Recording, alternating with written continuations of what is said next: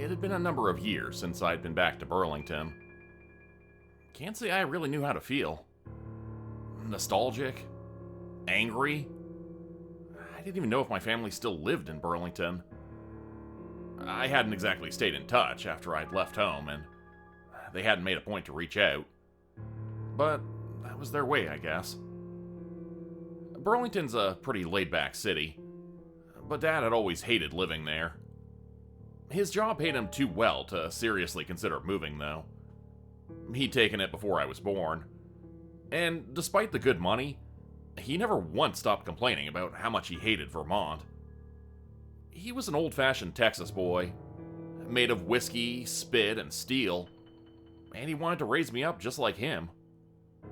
Not sure if he succeeded or not. When I was 18, I shipped out to basic training. I did my time in the military, and when I got out, I wandered for a bit, trying to figure myself out. I'd kinda hoped I'd do that in the Army, but once the structure of Army life was gone, I found myself more uncertain than ever. For a while, I just sorta drifted without purpose. I ended up making a few mistakes. I fell in with some bad guys. Made some mistakes. And then eventually, Babineau found me and showed me how I could be a part of something bigger than myself again. The Brethren weren't perfect, but neither was the military. It gave me purpose, at least. What more can a man really need? The trail cam footage didn't show much. Some kind of creature stalking its way through the underbrush. It was hard to get a good look at it, but there were a couple of frames where it was fully visible. Pixelated as hell, but visible. At a glance, it could have been dismissed as just some yahoo in a Halloween costume, but the skull-like face moved a little too much for a mask. The eyes darted around. The nostrils flared as it breathed. It wasn't a mask, and it wasn't human. Its body was thin, skeletal almost. Too thin for a human body, even under its hardened carapace. The tail trailed behind it, like a segmented extension of its spine. It reminded me a lot of the creature we'd seen a few weeks ago, the failed clone. Evidently, I wasn't alone in that either. So, did these fucking guys just keep making weird mountain lion-looking things on purpose?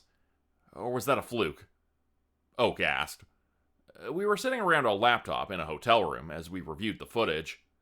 She was looking over my shoulder, a little too close for comfort.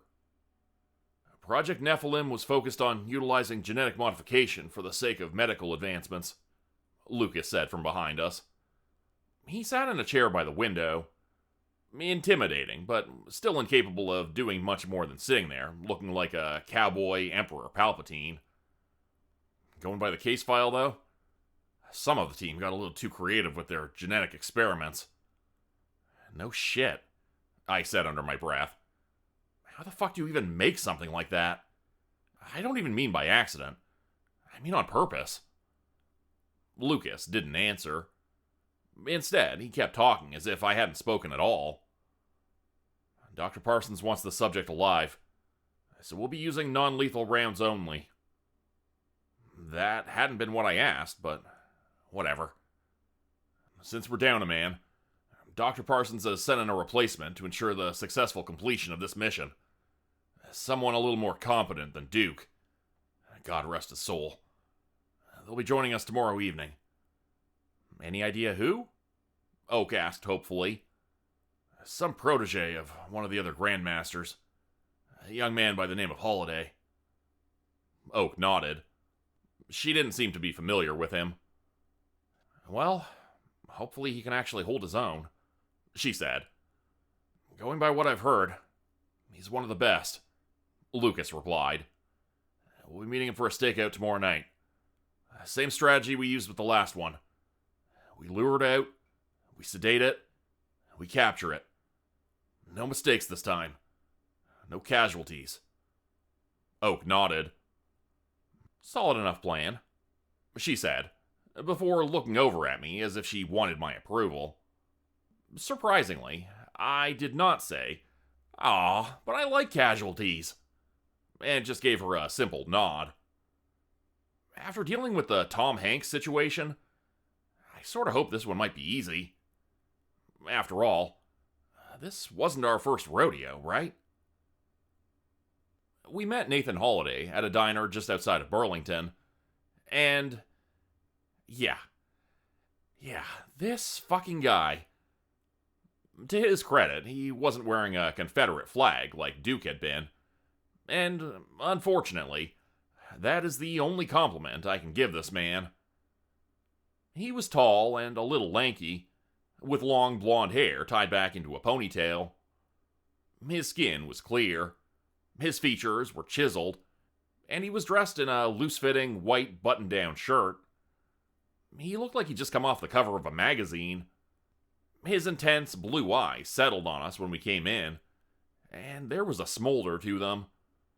He radiated pure protagonist energy, and almost looked like he'd come off the cover of a Harlequin romance novel. He looked just like a guy I saw on Grindr once. "Mr. Van Coverden," he said as Lucas shuffled toward him. He had this irritating, country-fried twang to his voice, the kind you might expect to hear in an old western. Oak helped him into the booth. "Nathan Holliday," Lucas replied. Well, so good to finally meet face to face." He reached out with one trembling, gloved hand to give Nathan a firm handshake. "And the Texas Rangers, I take it?" Nathan said, looking over at Oak and I. "Well, what's left of them, I guess." "Hey, we're still kicking for now," Oak insisted. "For now," Nathan echoed with a smirk. "Oh, hey, we got a smartass over here, all right." She didn't sound too upset, mostly charmed. "Name's Oak. Catherine Oak. My friend here is Dan Mallory. He's sort of our mission specialist." "Yeah? Well, nice to meet you both. So, Dr. Parsons gave me a quick rundown. Showed me the footage you folks received. Wild stuff, huh?" Last one was weirder," Oak said with a shrug. "Shoot, really? What was it? I heard it gave you lot of real fight." "A mutated clone of Tom Hanks," she said. "Honestly, we had the whole thing pretty well in hand until Duke went in and got himself killed." "Which isn't going to happen this time," Lucas added. "Nathan, I trust you understand that this operation requires a fair level of restraint. Parsons tells me you're a bit of a maverick. So was Duke. That won't fly here." "Oh, not to worry, Mr. Van Coverden. I'm just fine on a team," Nathan assured him. "You won't have a single issue with me." Lucas gave a slow nod at that. "Good. Now I assume you've been briefed on the operation?" "Yep. Lure the target into an ambush and sedate. I brought in the supplies you requested. Got a cattle carcass in my truck, and some potent tranq darts. They should knock this damn thing right out." "God willing," Oak said. "That last one put up a hell of a fight." "Well, these should fix that," Nathan promised. Although, that promise didn't sit right with me. "How can you be so sure?" I asked. Nathan looked over at me, curious. "How can you be so sure?" I repeated. "Look, half the reason the last op ran into trouble was because we didn't have a ton of knowledge about our target. Now, I'm not an expert on these kinds of things, but sedatives can be tricky. If you don't have the dosage right, things are going to go sideways. Too little and you don't put it down. Too much and you kill it. Now, right now, we're getting ready to walk into a very similar situation. We've got some knowledge of this thing, but there's really not much to go off of. So how can you be sure?" Nathan just cracked a boyish smile. "Well, part of it is because we got a pretty good idea of what was needed to keep the other one under. Part of it is a little special something added to these darts. I'm admittedly not 100% sure on the finer details, But Dr. Parsons had this stuff formulated specially for creatures like this. Specially, huh? I asked skeptically. Look, if you want to pick my brain, go right ahead. But I'm not the guy who made it. I'm just the guy who shoots it, Nathan said. I couldn't exactly argue with that. I still didn't share her trust and enthusiasm, but I'd said my piece and didn't feel like arguing. We'd find out if Nathan and his new tranquilizer lived up to the hype soon enough. Nathan, Oak, and I ate light before we headed out, driving further into the woods, not too far from where the trail cam footage had been picked up. Then Nathan and I hauled the beef carcass down a trail in the woods, before bringing it to a clearing. It was wide open. Anything that wanted that meat would need to expose itself to get to it. I wasn't much of a hunter, but as an ambush spot, it was damn near ideal. Nathan had clearly scouted this place out beforehand. Set up some tree stands downwind, he noted. They're spaced out so we won't be clustered together. I figured that was a smart play in case this thing tries to make a move on one of us. You've thought of everything, huh? I asked. Darn right I have, he said with a grin. You folks wanted a smooth running up. You got one. God, I hated the way he spoke. Oak, on the other hand, just gave an impressed whistle as Nathan left to get situated. Shit, I think we might just pull this off without a hitch, she said. Why do you have to jinx it? I asked her. What? Can't a girl be optimistic? I just shook my head. Optimism is fine. But let's not just assume that because we think we're prepared, we really are. We thought we were prepared last time, too. Remember, we barely even know what the hell these things are. And we don't know what they're capable of. Oak went a little quieter when I said that. Suppose that's true, she admitted. Who's to say it's not going to transform if it thinks it's cornered? I mean, hell, the Tom Hanks one technically did that, didn't it? You saw the report. It looked like a person until it didn't. So what else can they do? I guess. But these things were based on existing animals, weren't they? Oak asked. What do you know about nature that can transform like that? Salmon, for starters, I said. You ever see what male salmon do during mating season? Oak paused. I don't think so. Their bodies change. Their jaws develop. Their teeth become sharper. The shape of them changes. They almost look like a completely different animal. Now, let's say they added some salmon DNA here. What would that do to one of these creatures? She suddenly looked a lot less sure of herself. So expect the worst, I said, before going to my own tree stand. Oak hesitated before quietly doing the same. After that, we waited.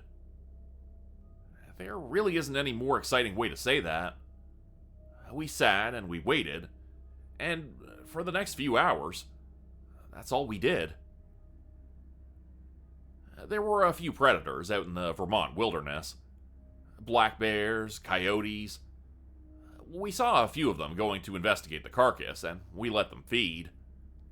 We'd expected a few scavengers, and figured it was better to just let them be, as opposed to trying to scare them off.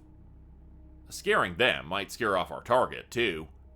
Or worse, tell it where we were. So we waited and we watched, as the hours slowly ticked by and the night slipped away from us.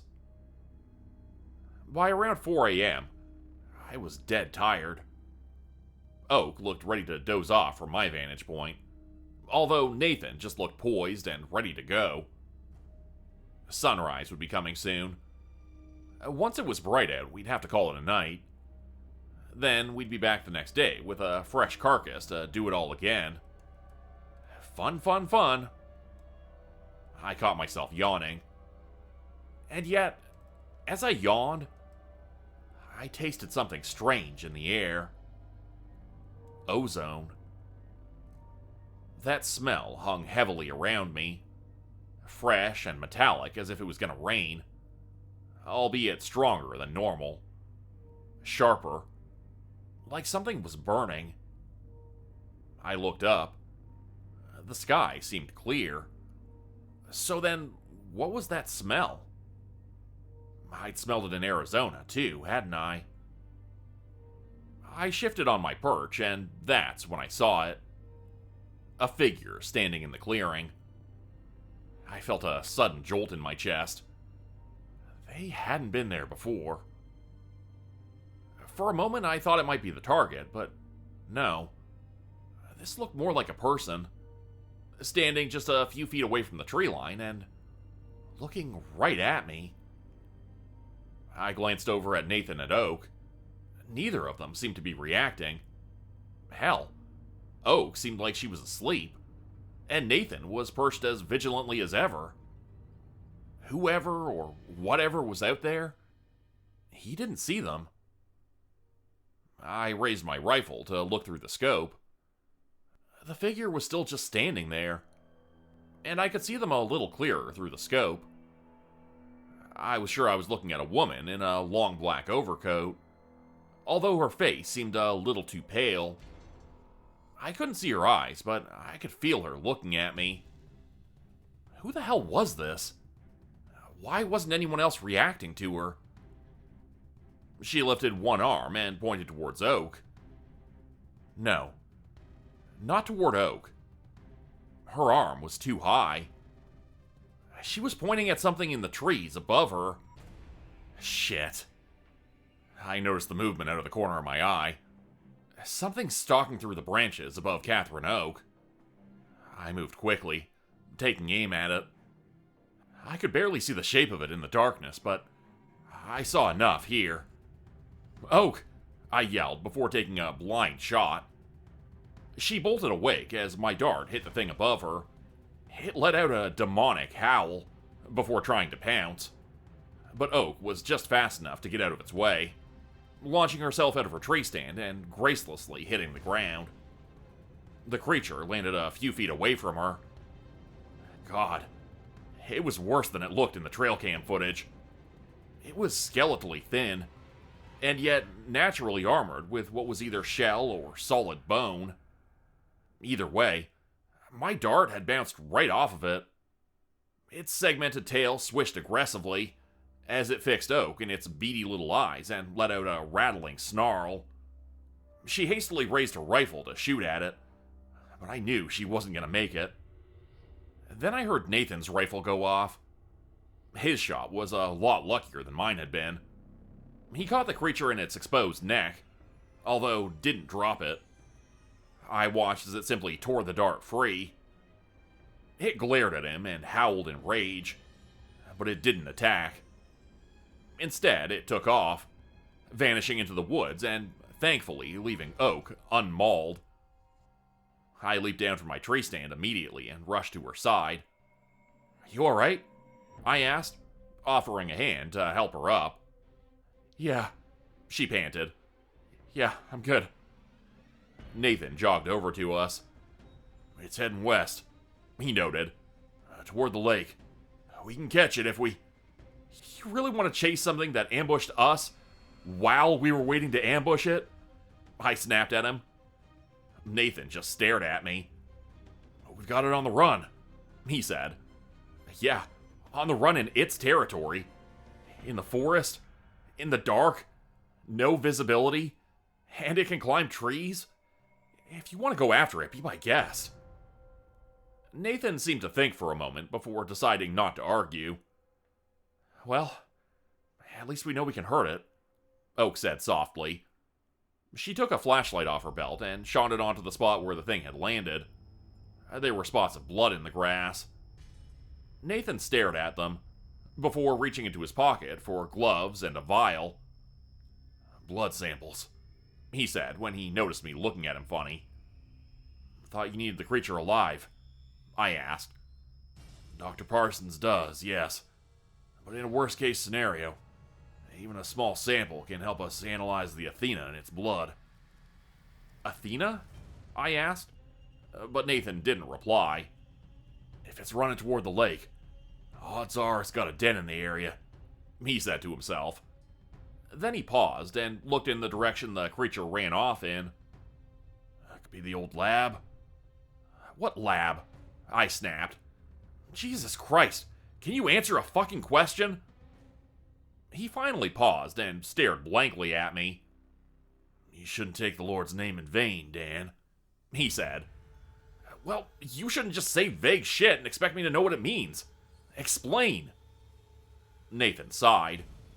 He finished taking his blood samples and smoothed down his hair upon removing his gloves. Didn't you read the briefing? Project Nephilim was based in an outpost on an island in Lake Champlain, accessible via boat from Burlington. Technically, it was a little further down the lake, roughly due west of this location. If our subject ran that way, it might be returning to its home, which might be either at or close to the old lab. It makes sense. Grew up there, after all. It probably sees the island as its home. There, was that so hard? I asked. Nathan just rolled his eyes. We should head out as soon as we can. Try and scout out the island, he said. What, no time to sleep? Oak asked. We're on the job right now, Nathan insisted. We can sleep when it's finished. She rolled her eyes at that. Come on, we should hurry back, Nathan said before taking off ahead of us. A reasonable man might have said something like, hey, we should stick together. But I wasn't feeling particularly reasonable at that moment. Christ, we've been up all night and he wants to keep going? Oak said under her breath. Lucas is going to tell us we need the rest. Yeah, well, Lucas isn't a complete idiot, I replied. I glanced back in the direction the creature had run off in, before looking over towards the spot where I'd seen the mystery woman earlier. I wasn't particularly surprised to see that she was absent now. Hey, good eye back there, Oak said. I looked back over at her. Huh? You saw that thing coming for me. I'd be toast right now if it wasn't for you. It's nothing, I said. I didn't mention the woman. My gut told me it was easier if I didn't. Come on, we should get back. I know Nathan's going to push us, but we should at least get a few hours of rest before we try the island. Oak didn't seem inclined to argue with that. Oak was right. Lucas did insist we take a moment to rest. I've got to say, I hadn't exactly made up my mind on the guy yet, but that definitely was a point in his favor. When I got back to my hotel room, I took a long, hot shower. It was nice to get the grime of the forest off of me. When I got out, I checked my phone. There were a few new texts from Gary waiting for me. How's Vermont treating you? Got any scenic selfies for me? I sent him a picture of Church Street I'd taken earlier. No selfies. Sorry. Next time? He asked. Christ, why did that make my heart race? Forgetting my face already? I typed back. Couldn't hurt to have a reminder before we see each other again. I wasn't supposed to be doing this anymore. The Brethren had a code. I was supposed to keep to that code, and, well, they weren't the most forward-thinking people. I couldn't get caught up in something like this. I couldn't be texting like this. What the hell was I thinking? I put my phone down and sighed. God, I was stupid. The Brethren wouldn't allow something like this. But I'd made my choice. By mid-afternoon, Nathan, Oak, and I were sitting in a skiff in the middle of Lake Champlain. I had my phone out and took a picture of myself with the water as a backdrop. Nathan glanced at me as I did, a quiet disapproval on his face. You know, social media addiction is a serious problem, he noted. It rots a man's brain. Well, some people have lives outside of work, I said, not really willing to put up with him. Nathan's frown grew more pronounced. Well, you do you, he said. Me? I don't do that kind of stuff. I always figured we were meant to live a simple life, free of vice. So I simply don't partake in vice. That almost got a laugh out of me. Don't partake in vice? I repeated. No, sir. Social media, video games, pop culture, fornication, sugar. It keeps the body and the mind strong. You must be great at parties, I said under my breath. Oh no, sir. None of that either. I focus on my studies and my training. I caught Oak side-eyeing me from the back of the boat, where she was controlling the engine. Nathan's back was to her, so he didn't see her subtly making an up and down motion with her hand. The island was just ahead of us, overgrown with thick vegetation. Although, through the trees, I could barely see an old building that looked like it had been abandoned for years. That's the place, Nathan said, and Oak brought us in closer. We pulled up to the dock. Nathan and I got out to moor the boat to it while Oak killed the engine. Then we grabbed our rifles. We had the same tranquilizers as before, although I still wasn't convinced they'd be enough. It's why I brought a little something extra. My Heckler & Koch USP was holstered under my jacket. I hadn't told the others it was there, and I wasn't sure how effective the gun would be against that thing's natural armor. But I figured that in a case of emergency, a 45 round was going to be better than nothing. The compound lay waiting ahead of us, and as soon as Oak had moored the boat, Nathan was starting toward it. Hold up, I said, trying to keep my voice low. If you're right and this thing is here, let's not charge in recklessly, all right? It's gotta be here, Nathan said. This is the most probable for a den. It's familiar with the layout. It's more or less abandoned. And this compound goes deep. I'm talking several sublevels deep. Assuming it can, would it go down there? Oak asked. Why not? Nathan asked. What's something like that got to be scared of in the dark? He did have a point there. We approached the compound together, rifles in hand. At a glance, the exterior of the building was pale and blocky. It looked like some sort of institution. A chain-link fence topped with barbed wire sat a few feet from the shore. Ivy had grown up to cover most of it, making it blend in with the rest of the island. The only gate was by the dock, and was locked with chains. I got this, Oak said as she took out a pair of bolt cutters. We gave her some space to work, and once the job was done and the gate was open, we followed her inside. Weeds and brush had filled the courtyard of this place. The windows were broken, but as far as I could tell, we were well enough alone. It's definitely here, Nathan said softly. I looked over at him to ask how he could be so sure, and that's when I saw it. There was a well-worn path through the brush, leading down to the water, and a prominent hole in the fence just beyond it. Good. So the hard part's done, Oak said under her breath. She inched closer to the doorway of the main building, but seemed reluctant to get too close. It has to be down in the sublevels, Nathan said, pushing past her to open the doors. That might be to our benefit. How? I asked as I followed him in. The interior of the building looked run down. This place was falling apart. IPD-funded structures like this tend to have a failsafe installed. Given the nature of some of the work they've done, they're often necessary to ensure nothing gets out. Well, if there's a failsafe, why didn't the people here use it? Oak asked from behind us. She followed closely, but paused when she spotted something in one of the hallways. Old bloodstains. She glanced at me as if to confirm that I saw it too, before we moved on. Could have been any number of reasons, Nathan said. He paused before reaching over to dust off the nameplates on one of the offices we passed. Dr. Jeremy Pfeiffer. He shook his head and moved on. Failsafe would need to be activated by the outpost administrator. That would have been Dr. Martha West, he said, leaving the hallway with its offices and moving down a different hallway. past a disabled elevator and towards an unremarkable metal door.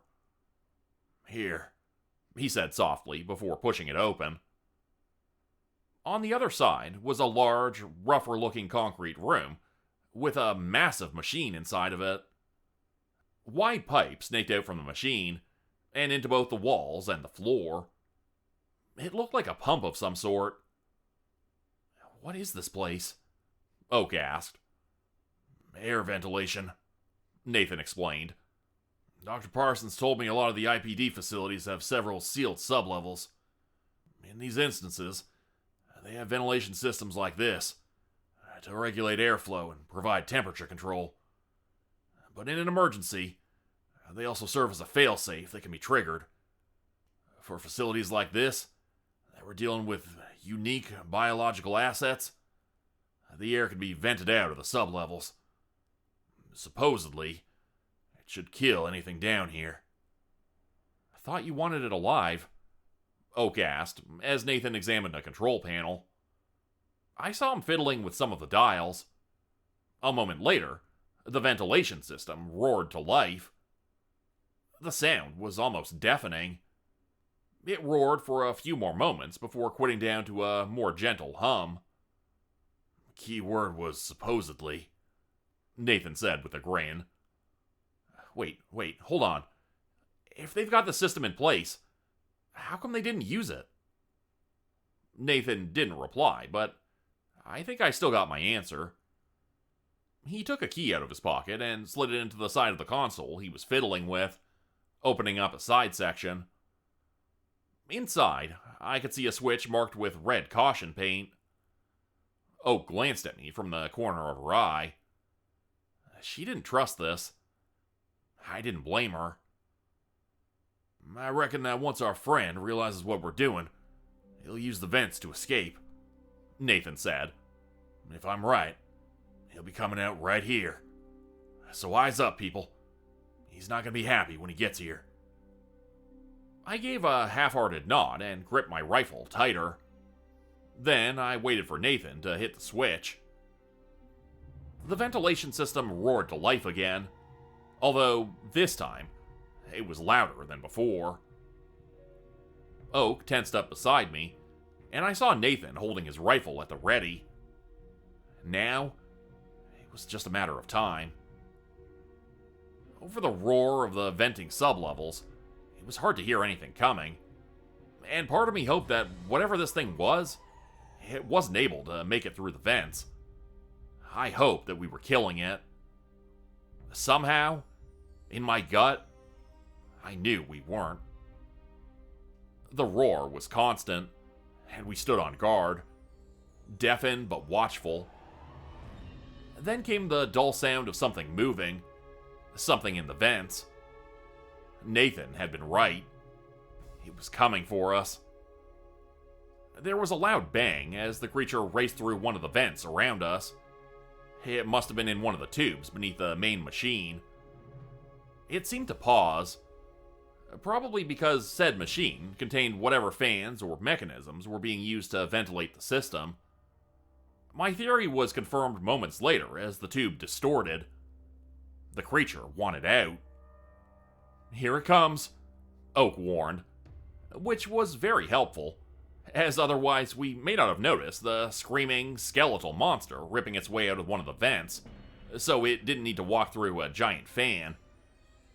Claws ripped through metal as the creature's head tore through the vent. It snarled in rage as it saw us. But we had it in our sights. Nathan fired first, hitting it in the soft tissue of its neck. The creature snarled as it tore free of the vent. It landed gracelessly on the ground. Oak took the second shot, catching it in the arm.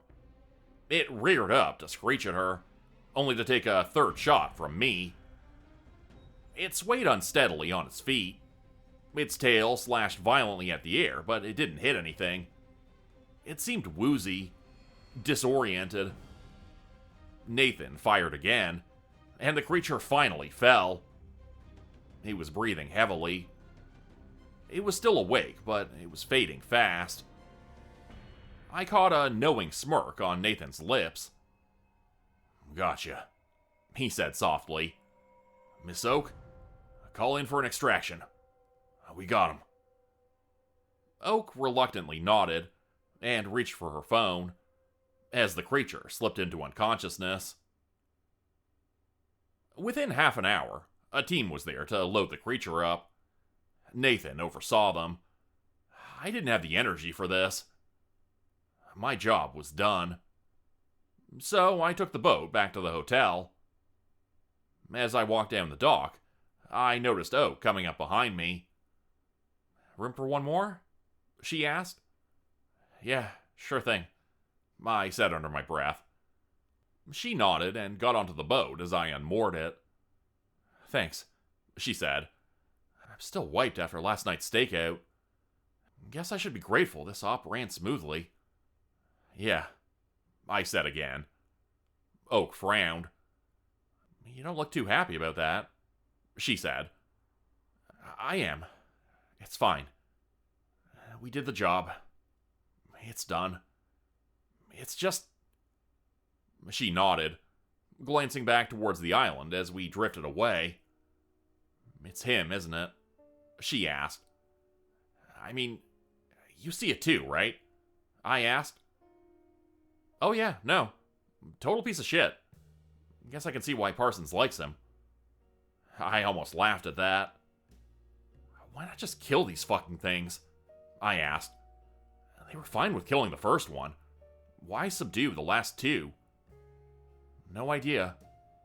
What even was the first one?"